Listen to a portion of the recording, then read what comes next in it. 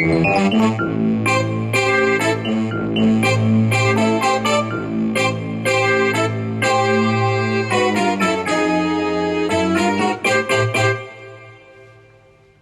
meeting is being recorded. It's being recorded. Not heard that before. Anyway, hello everybody, and welcome to the 138th edition of the Frank and Stan chat. And for those of you watching on video, you'll see that we have a guest, a third face on the screen, and it's Zaitoon Bukhari. So hello, Zaitoon. Lovely for you to join us. Thank you. It's lovely to be here. Great, great.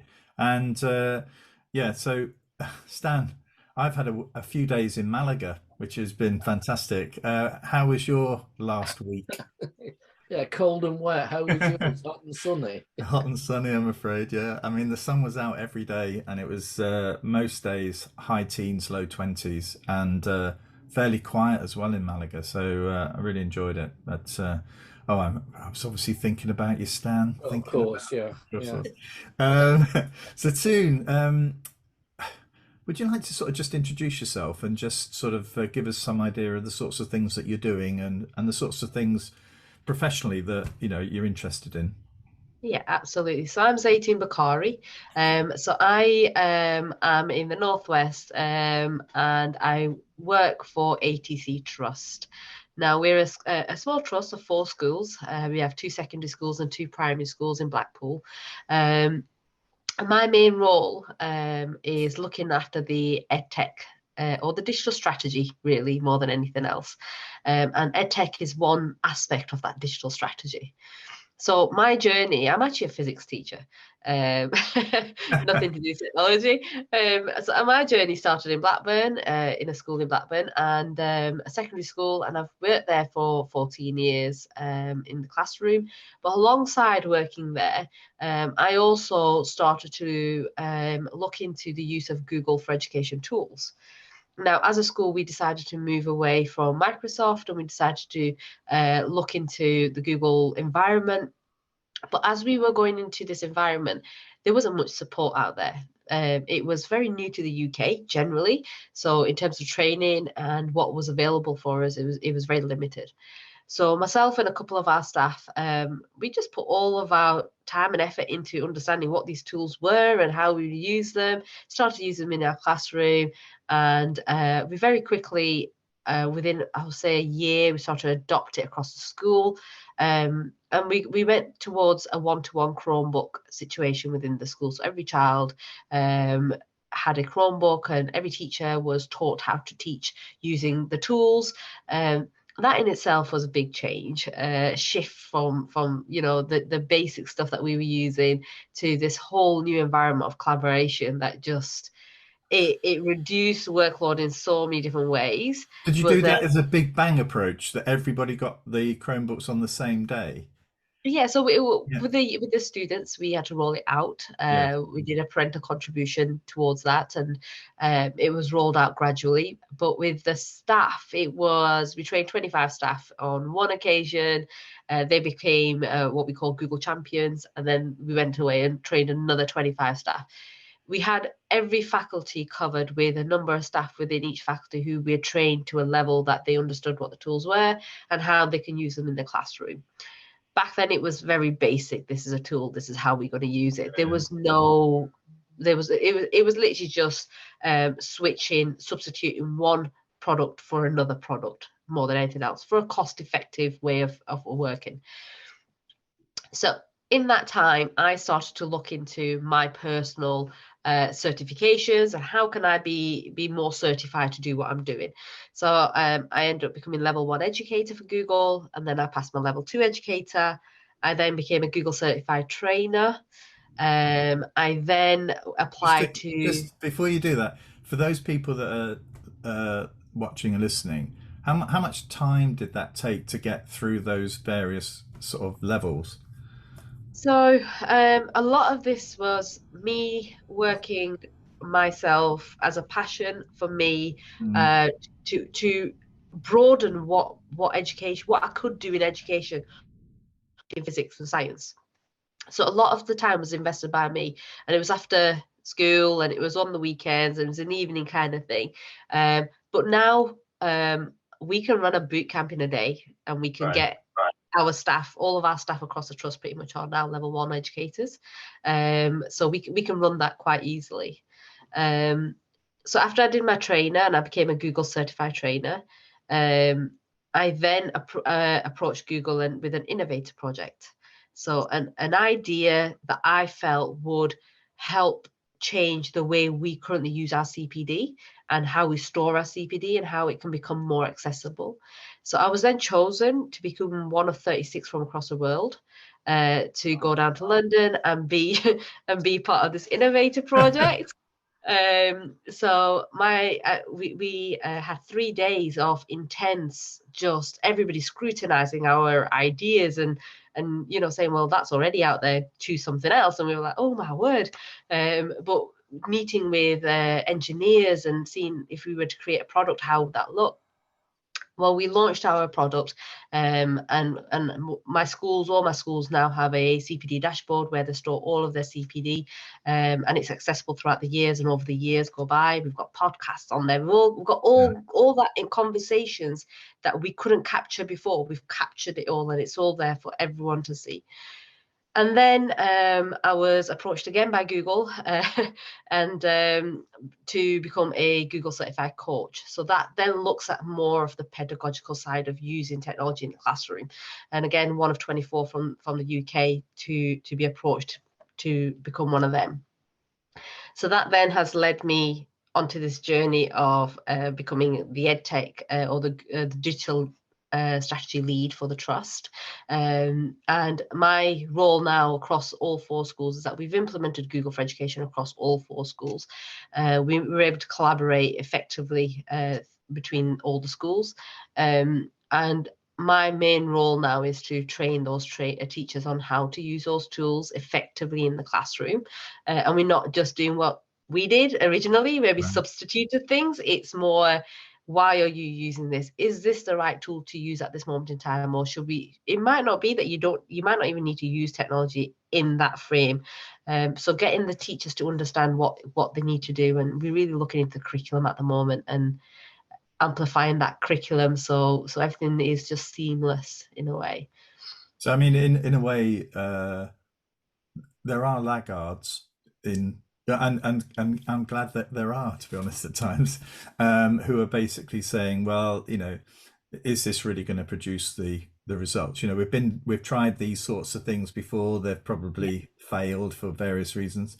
I mean, how have you got some of those more reluctant colleagues to get on board with this? We have had in that journey. It took me 7 years to from the first time we started using these tools to get all the staff on board with it fully, and it was tough. But a lot of it came down to showing the staff what they are currently using and how they can use it in a more effective way for their students, and really changing that focus that it's not about you as a teacher, as an individual, and what you're comfortable with. It's about our learners. Our learners are I've got 3 boys, and it is amazing what kind of understanding they have of the world and how quickly they are able to use the technology. And sometimes it baffles me as well, and I'm really good with the technology. And it's that environment that you bring in the children into, and you giving them fundamental skills that is going to help them build their careers and their life. It's very different from where we were and what we had, and it's just upskilling those teachers, and it does take a lot of time. And for some teachers, this is where the pedagogy comes into it. It's that pedagogical belief that they feel that is the right thing for them to do in that classroom, because that's where their comfort zone is. And it's just getting them to step out of that comfort zone a little bit, step by step, and it really is baby steps for some, but we've got there. It was funny because when we got locked down, then was your trust absolutely straight into technology teaching children learning from home? We were running our full timetables as we would do in class, in school, online with all the tools there. We provided all of our teachers with Chromebooks with styluses as well, so they could do everything they needed. We provided them with a second screen as well, because we understood that Chromebook screens are quite small. Yeah. So the second screen, we even gave them chairs to sit on comfortably at home. So the setup was all there. Our students, we had a really good system where we asked the students to join a class at a certain time. We had 5-10 minutes time frame in which they had to join, and if they didn't join, then we had the system of sending a text message home to parents to say, we're live now and your child is not on. So the parents like, oh, come on, get on. So yeah, our attendance was really good. I was teaching physics. I was teaching top sets in physics, and all of my children were there. They didn't miss anything. And then when we came back into school, we carried on with a lot of the things that we developed. We've developed so many amazing new ways of learning for our children that we've just followed through, and we've enhanced what provisions they have in school and outside of school now. Are you finding, though, more children want to study computer science or computing at GCSE? I mean, for me, I'm involved in sort of business engagement, and businesses are crying out for young people with the right attitudes and the right skills, to work in the digital world, but they're not coming through. And there is a view that the GCSE is not really sort of broad enough to draw in the full range of kids that actually the industries need. Yeah. My viewpoint on this, and this is purely my viewpoint on this, that you can have edtech, or you can have technology in the classroom. The child can use technology like they would use a pen. Okay, and they build those fundamental skills using that, and if they go into industry, they will use those fundamental skills. When we look at GCSE computer science, or we look at actual qualifications in technology, that's very specific to a certain skill set. You accord, you do all those extra things. But in industry, what we kind of like seeing is that students need to come in with the basic understanding of how to type per certain letters per second or per minute or whatever it's going to be. They understand if someone says, oh, you need to use an Excel sheet or you need to use a spreadsheet, what to do with it. They have those basic fundamental skills to just go with it, or they can send an email. Those are the skills that I find now in our schools that are the fundamental. They are so fundamental now that the children are becoming very independent. I'll give you an example of one of our schools last year's exams results. Our English department was one of our most reluctant departments to go on board. They were like, there's no use for technology in English. What are you talking about? And we were like, no, you have to give it a go. You're getting your children to draft and redraft their assignments. How can you do this where you're not having to mark hours and hours and hours? They're not having to write hours and hours and hours. You're losing that time doing that, but you can create a digital version of what you're doing that's more effective, that will capture their journey from where they were to where they get to, and they can see that progression as well. So now our English departments do something called a live doc. And in September, the start in September, and throughout the year, this live doc is just populated on a daily basis with the work that the child will normally do. Now, last year was the first year that Chromebooks were actually used in the GCSE exams for English. Right. And our results, they were used. Oh, wow. And our results were phenomenal. Yeah. Simply because the children had been trained how to type, and how to quickly put together the concepts, the ideas using a Chromebook. And they've been using them on a daily basis, and they've been taught how to deliver what they need to deliver, that exam question, and how to do it properly. That the exam results this year were phenomenal. Right. And a lot of it is now embedding that across all the schools, so other faculties like geography and history, where you do a lot of essay writing, and they are starting to adopt some of those ideas and make it so that it works for their faculties as well. Right. Very good. Wow. See, this is why we have guests. You've had so much. I'm just thinking of your text to a parent to say their child's not engaged yet. in the 5 minutes. At the school where I'm at, they had to phone the parent to say it's a primary school, that your child appears to have fallen to sleep on the settee. Oh, that's brilliant. Okay, right. Well, thank you very much for that. It's fascinating input. And I think we've had, what is it, about 20 minutes. So that's if we can wrap this next bit up in about 10 minutes, that'd be great. But Stan, what's caught your eye this week?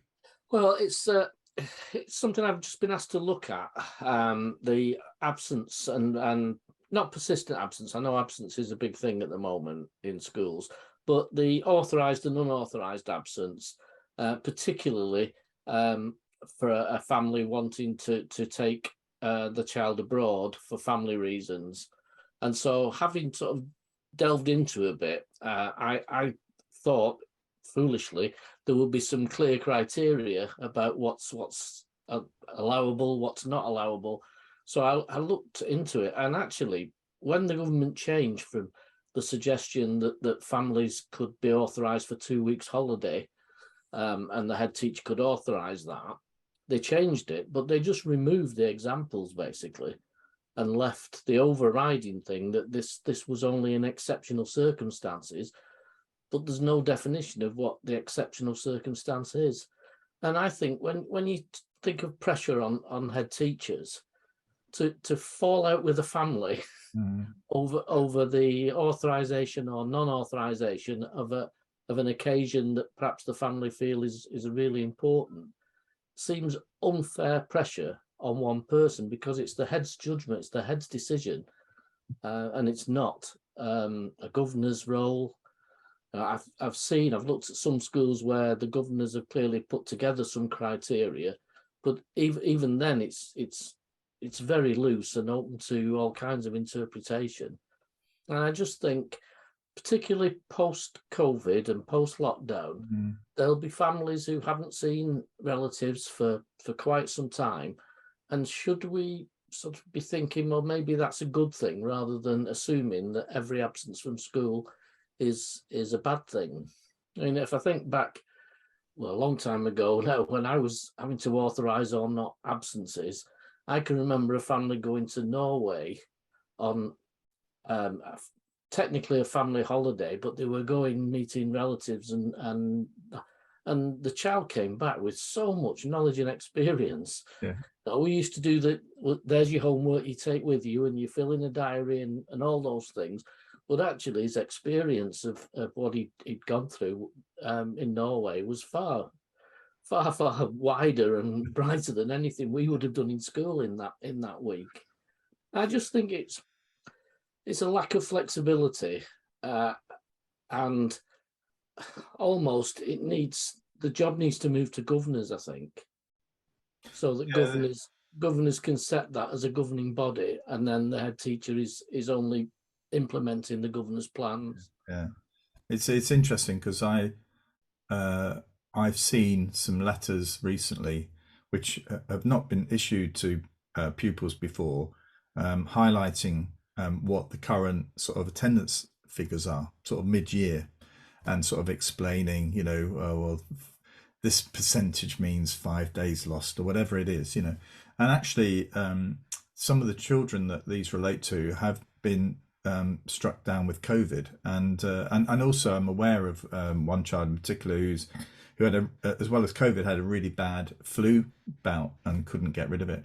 But there was no the letters were those that you probably produce on Google Docs or whatever, where you just basically miss out the space for the percentage and miss out a space for the parent's name or the child's name, and it's so harsh, that in effect the letters become just data, a mechanism for sharing data, not sharing concern or anything particular about the reasons why this child's result figures are much lower than this one.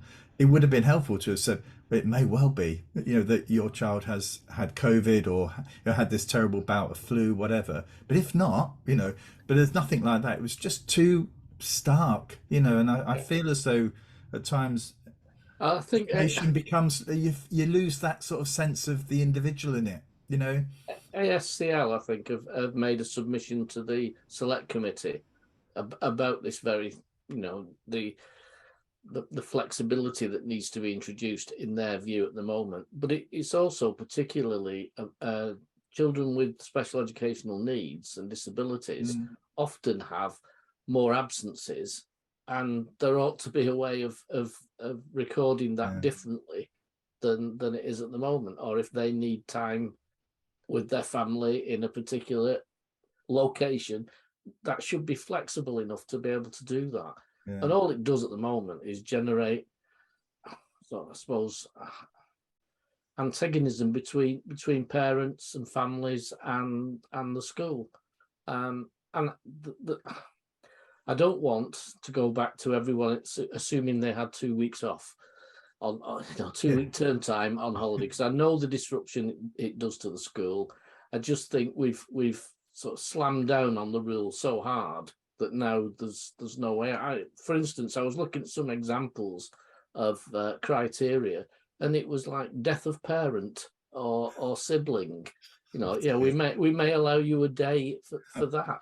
Yeah. You just think, wow, where have we gone to? Actually, the thing here is that this is something we've spoken about before, Zaitoon, about staff being given time off as well.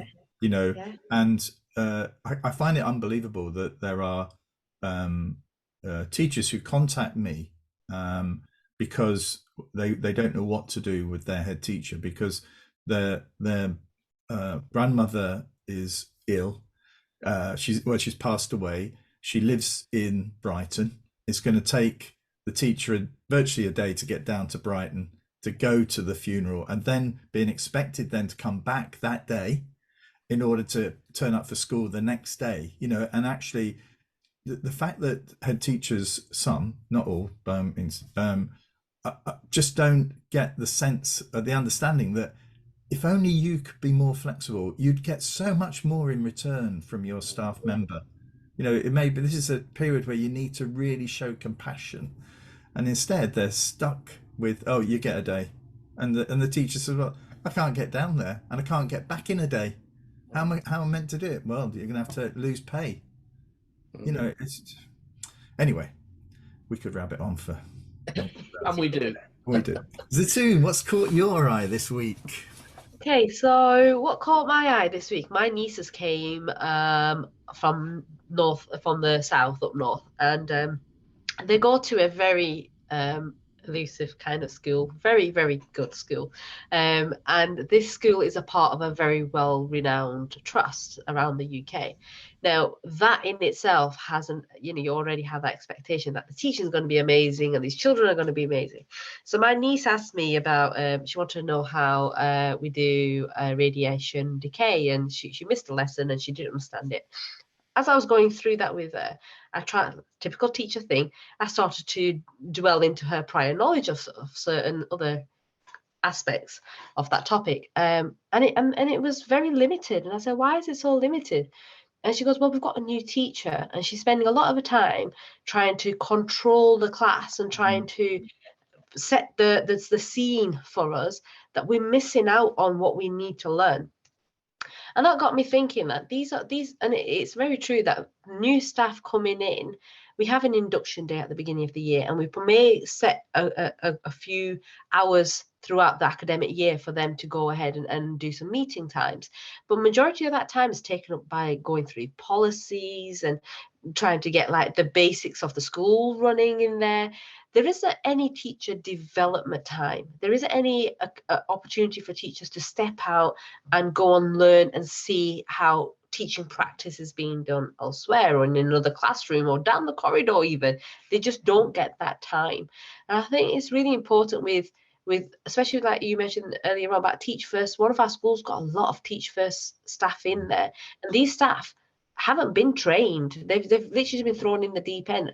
Majority of those staff may have come from a different industrial kind of job and come straight into education, and for them it's a whole different world. And what support is there for those teachers other than you've got an induction on the 1st of September, and how can we start to build something that they feel that they are continuously getting help and training, even subject training for their own personal subjects. Is there an attitude, Stan, you might have a view on this, that you throw them in, and if they don't make it, they're in a sense a bit disposable? Yes. That actually, well, there's probably somebody else further down the queue that we could bring forward. And to me, when you think about the investment, the cost to the country of an investment, it's not as if we're short, particularly of science subjects. We're massively short of scientists, aren't we? Wanting to teach, they're like gold dust. So we really do need to keep virtually, particularly those teachers, but every teacher, we've got to try and make the best of it. And it's really terrible when you hear these sorts of stories, particularly around behaviour. We've had Sam Strickland on here, who's written a book called The Behaviour Book, and he's very clear about, the school needs to, do everything, be very clear about what the rules are, and actually encourage teachers to really, live to those rules and to support them. I worked with a Matt some time ago where the leadership had decided that behaviour was their responsibility, not individual teachers' responsibility.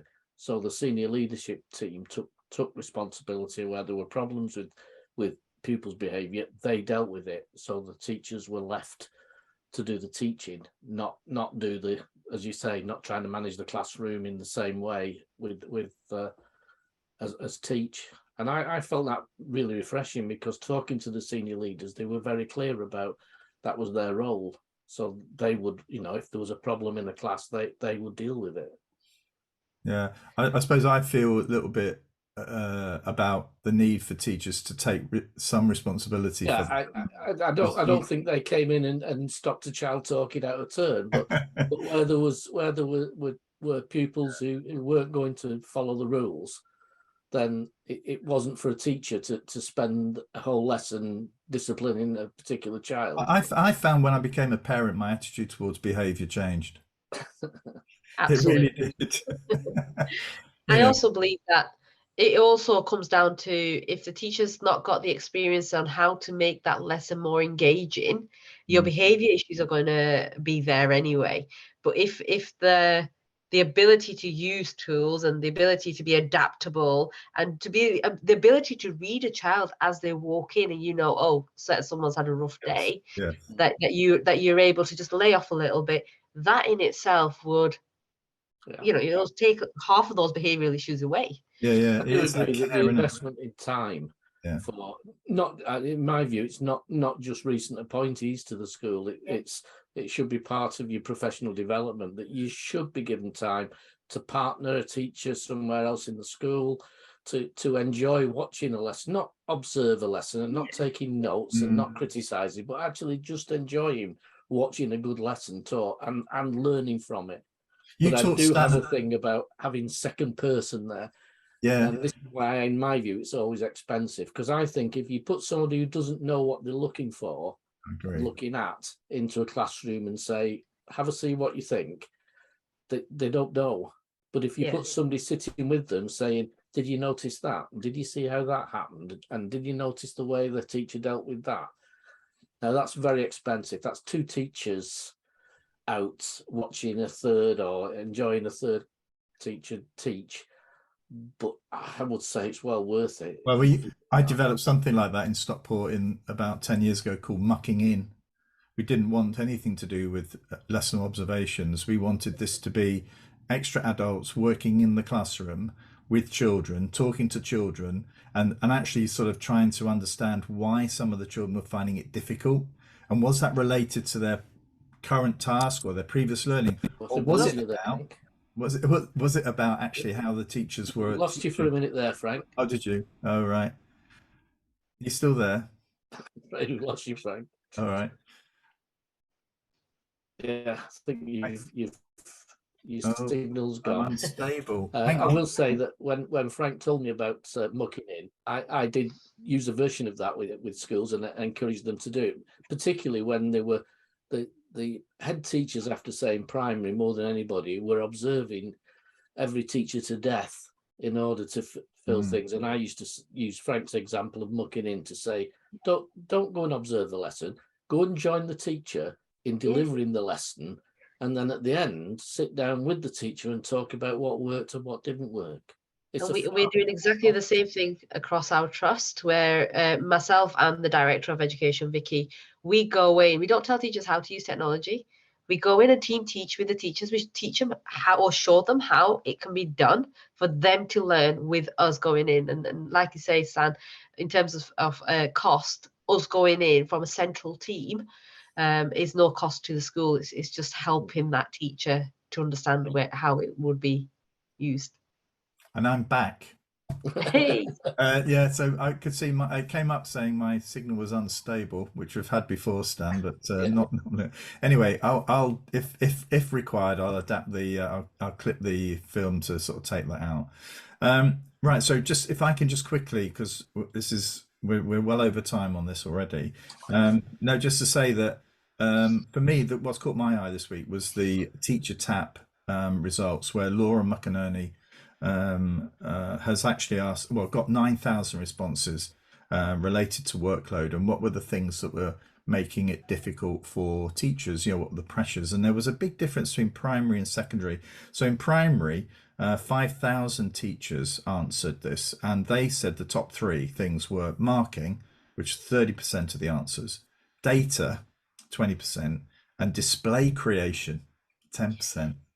And that takes us back. I mean, display creation. I mean, I do flow from that. I mean, because it's so much more than just decoration, I mean. But anyway, that's an aside. But in secondaries, it was paperwork and bureaucracy was about a third of the answers. Marking and assessment, Ofsted preparation, and data inputs.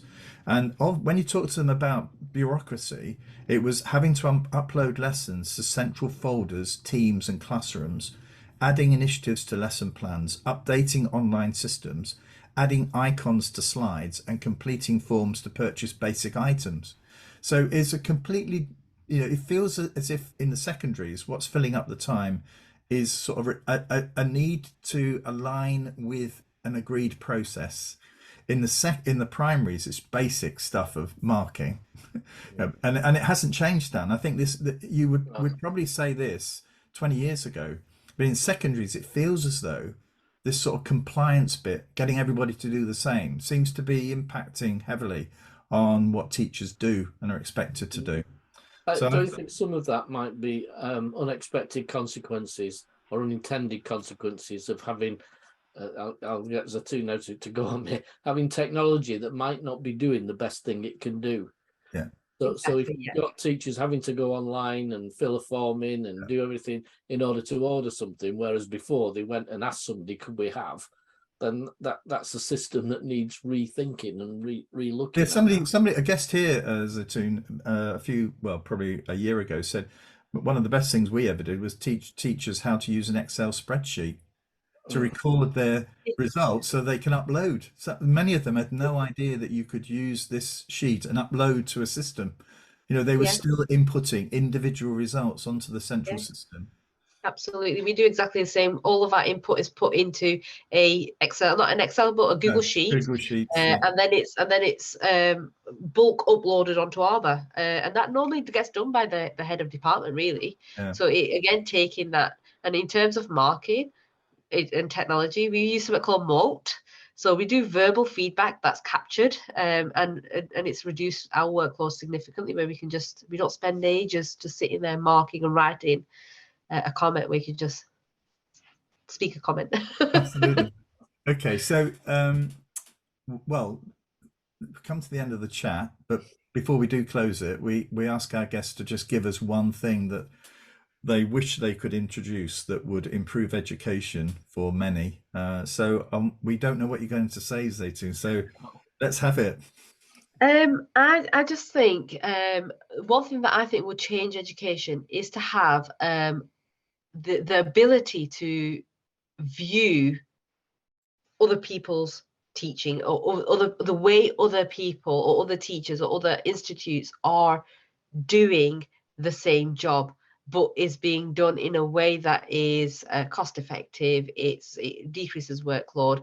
It's impactful for the learners and it's impactful for the teachers. I work a lot with international schools, and just seeing what the Nordics do and seeing what how things happen in Sweden, and just to see that kind of educational framework, and how it's being developed here in the UK. I work with Scottish leaders, and even up there, it's a whole different world in comparison to where we are here in England. Yes. So I think one thing that I would love to see is for us to see a change in the way our classrooms are set and the way our typical way of teaching is in a way prescribed for us to do, that change. And with that change will come a whole host of different changes that will allow our learners to have a more impactful learning experience. And it's not just the black and white traditional classroom. And also prepare them for the world of work, which is going to Exactly, be yes. heavily digital going forward. Yeah. So yeah, well, I endorse that. So, and I'm sure Stan will. Yeah. Anyway, Happy with that. okay. Well, thank you everybody. A fascinating discussion, and very broad as well. So thank you so much for joining us, Zaitoon. And yeah, would love to have you back. And also, please let us know how the BET presentation goes at the end of March. A big day for you, I suspect, but we'll be very interested to see, what the outcome of that is.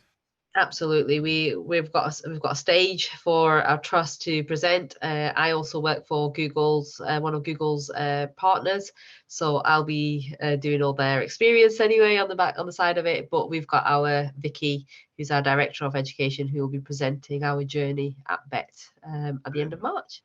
Okay. Excellent.